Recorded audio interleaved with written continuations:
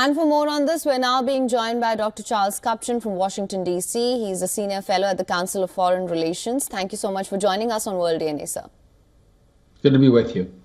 Now, sir, of course, we saw that the negotiations and the finalization of this deal, it hit a snag in the final stage before it was to be implemented. That's on Sunday, tomorrow.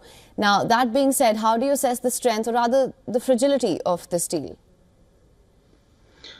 Well, the deal has been sealed. We did have 8 members of the cabinet vote no. It's likely that one of those parties that's part of the coalition, Mr. Ben-Gvir, will leave the Netanyahu government. That will not bring it down. It will reduce the majority from 68 seats to 62 seats. But Netanyahu does enjoy the backing of the opposition as well. So politically speaking, Israel is going to get behind the ceasefire deal, and I expect it to be implemented on time on Sunday. What is, I think, uncertain is what happens after day 16 when negotiations begin on the second phase, because this is a ceasefire that brings hostages home in return for Palestinian prisoners being released, but it is silent on the tough issues.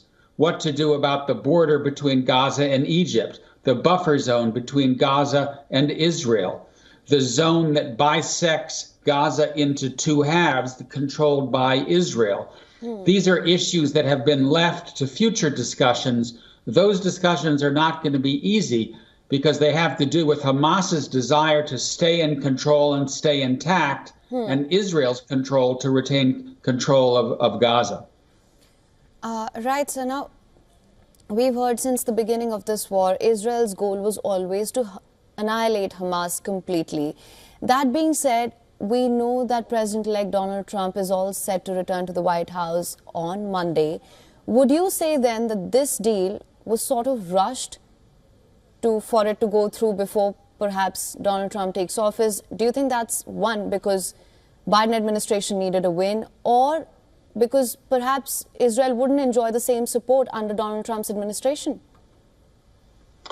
Well, I think several different factors are at play. One is that Israel has succeeded in very seriously degrading Hamas, Hezbollah, and weakening Iran. And on some level, that allows Netanyahu to claim mission accomplished. I've done more or less what I said. I've taken down the axis of resistance. Number 2, Biden has been trying to get this deal sealed since May. This is in some ways a way to allow Biden to leave office with a win. And number 3, I think Netanyahu wants to get off to a good start with Trump. He wants to have a good working relationship with Trump. And Trump said very clearly, I want this war finished by the time I take office. He takes office on Monday. The ceasefire takes effect 1 day before. Right. Very important point, sir. Now, just coming back to a point that you'd made earlier, to take that further, you said it really just depends on what happens after day 16. Of course, these first initial few days are crucial. That being said, the Palestinian Authority has said that it is ready to assume control of Gaza. Do you think that's likely to happen? I think over time, yes. I don't believe that Israel will allow an outcome that leaves Hamas in a position of political power. They can't get rid of every single Hamas operative and fighter. Many of them are still in tunnels. They can't find each and every one of them. But I do think that Israel will insist on some kind of governing structure in Gaza that does not include Hamas. And that does mean some presence of the Palestinian Authority working with local elites, tribal leaders inside Gaza.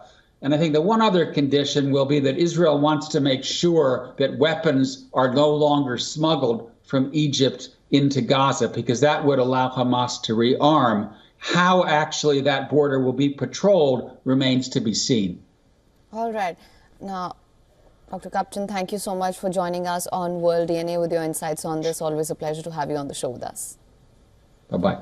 For latest news, download the WION app and subscribe to our YouTube channel.